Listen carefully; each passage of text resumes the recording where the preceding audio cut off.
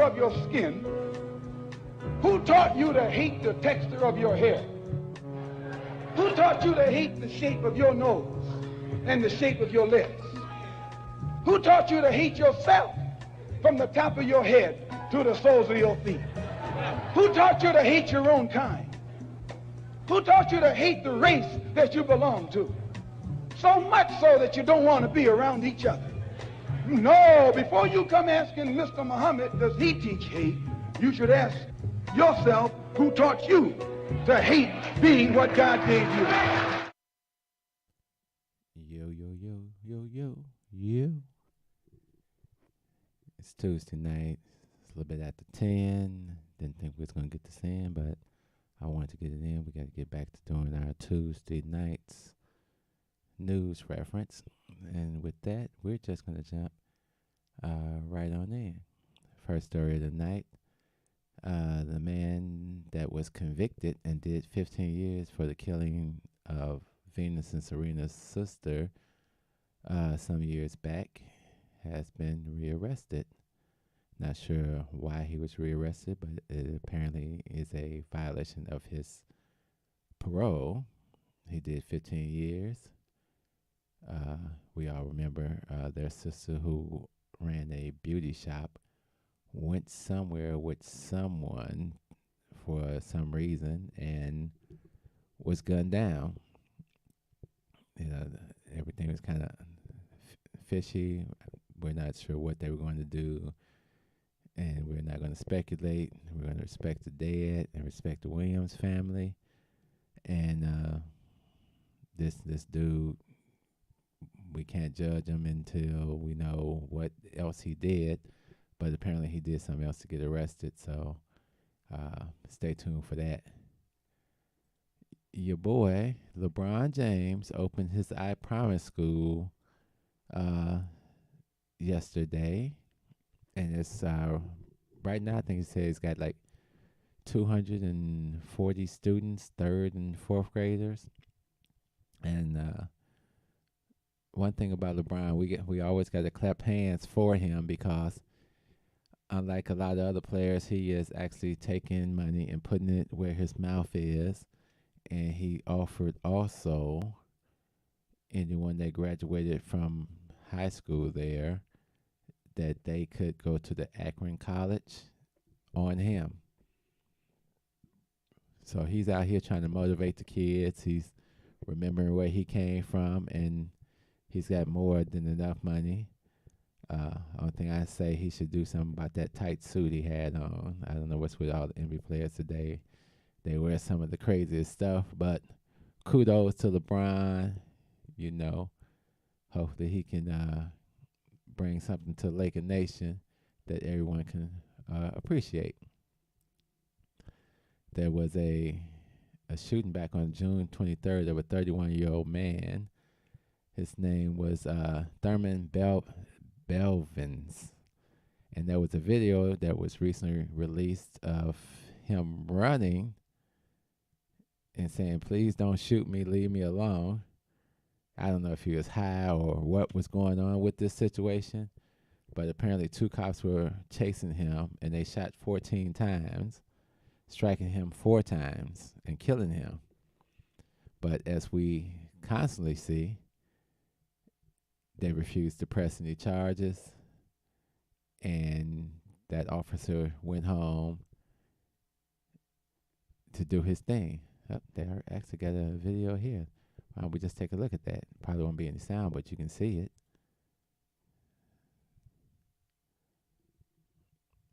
This may be the full video. We'll see what we can see here. But it I guess kind of starts the chase, and he jumps up. He's sitting there with his dog, and I think that's his girl and baby. And for whatever reason, he decides to take off. I don't know why they show these videos in slow motion, but he begins to run, and you see the officers with the guns, and he's running. So we always wait to see where's that part where he threatens the officers. Boom, boom, boom. It looks like they ran for a good distance.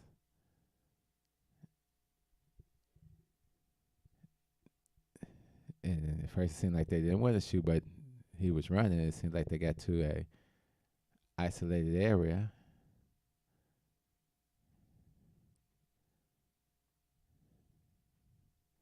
And I'm still waiting on that part where the gun comes out. And I don't see a gun. I don't see it. Now they drew a circle on what they believe was a gun. And this is what they seem to do with all the videos. I can't make out what he's got. If he's got something in his hand.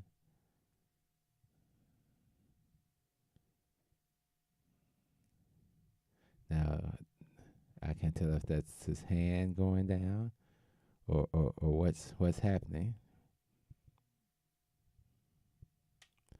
Right there, it looked like something fell from his hand. I guess they're gonna run up and give you the close up. This is their justification. Like I said, it looks like from this video they ran about three or four blocks chasing this dude. But again, they released this video, edited it or not, showed the man running away, and they put him down. You know, make your own case, make your own determination. I'm just tired of seeing black men getting chased down and assassinated on the streets throughout our nation. And with that, I don't know how many people actually saw the first episode of Rest in Power, the Trayvon Martin story. I guess Jay-Z is really getting into these documentaries because he did the Khalif Browder story.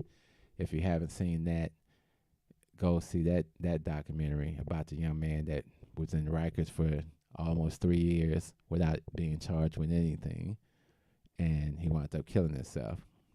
So this documentary here, day one, I don't know whether it's stretching out 6 weeks, but day one, they brought you all the way back into that emotion we all felt when we heard about this or we saw this and we saw the injustice, and it's got a lot of in-depth interviews with both the mother and the father, and the playing of multiple tapes of George Zimmerman being upset about black people that have moved into the neighborhood. I guess after the housing crisis, a lot of people lost their homes that they had bought at top value in this community, Twin Peaks or City, whatever it was called. And that allowed for a lot of Section 8s and others to be able to afford to live in this area. And Zimmerman, who volunteered to be the captain of the neighborhood watch, seemed like he was only watching black folks. And they had multiple phone calls. They said this man would constantly call the police department on black people in the area. And we know what happened.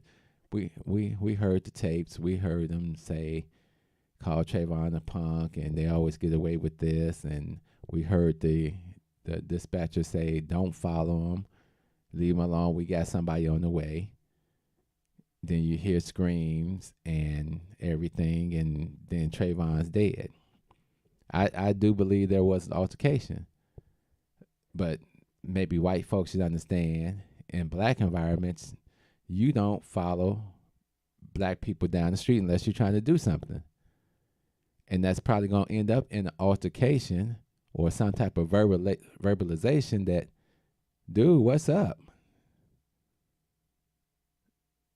That's how it goes. But you're not allowed to have these type of thoughts and fears. You're a black man. How dare you have a fear? How dare you stand your ground? Just like in the case of the McLaughlin dude who was just recently shot down in Florida, where the white man, and I talked about this on my last show, the white man had the opportunity to say he was in fear. But the black man can never come out and say, I was in fear. He can come out and say, I came out and saw this guy by the car with my woman and my kids, and I immediately reacted. But black people, we don't get that benefit of the doubt. There ain't no stand your grounds for you. It's lay down for you. So, to all the sympathetic people out here, like, well, if he wouldn't have did this, no. When these people instigate situations, they're aware of the stand your ground laws, because it came out about that man too, harassing black people in that parking lot. You can't poke the bear or poke the tiger or whatever, and then when the tiger comes after you, I'm standing my ground. Either you're in fear or you're not in fear. And we see the behavior of George Zimmerman since then. He even had the nerve to say something crazy to Jay-Z about, this whole documentary. Talking about, I know how to handle people like you. I think the man's got a death wish. And it's probably going to be granted at some point in his life, because he and all these other psychopaths that are out here hiding behind the law, being protected by lawless people in the White House and elsewhere. They're bitching and moaning today because I guess today at midnight you'll be able to download the 3D schematic for guns, where if you have a 3D machine, you can duplicate a gun and manufacture a gun yourself. But they were saying that it may be a usable weapon, but as far as shooting multiple shots and things like that, that'll probably be unlikely because of the heat generated that would pretty much melt a lot of the material used in these 3D machines. And a lot of the gun manufacturers probably don't want to say it anyway, because it circumvents a whole bunch of systems that they have to put in place in order for someone to get a gun. But we just wanted to get back on track on Tuesday night. We apologize for the last few Tuesdays missing. Thursday night, tune in at 7:30. We're going to have an interesting show. I'm not going to tell you the title. I'll tell it tomorrow like I always do. And I'll post something. So if you're part of the group, then you'll see it. If not, send a request to be part of the group. And on that note, love, peace. So, we out of here.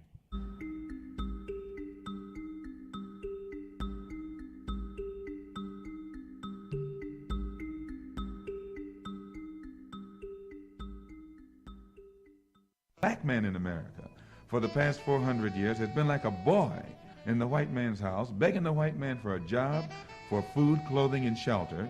And then after the white man provides him with all of these things, he turns around and has the nerve to get angry at the white man when the white man tries to control his life.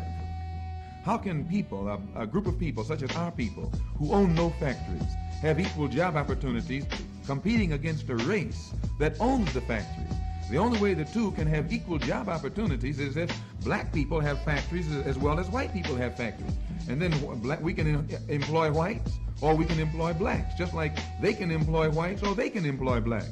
But as long as the factories are in the hands of the whites, the housing is in the hands of the whites, the school system is in the hands of the whites, you have a situation where the blacks are constantly begging the whites, can they use this or can they use that? That's not any kind of equality of opportunity, nor does it lend toward one's dignity.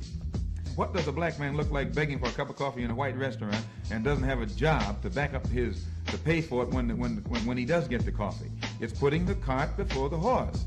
Instead of the Negro leaders having the black man begging for a chance to dine in white restaurants, the Negro leader should be showing the black man how to do something to strengthen his own economy, to give himself an independent economy, or to provide job opportunities for himself. Not begging for a cup of coffee in a white man's restaurant.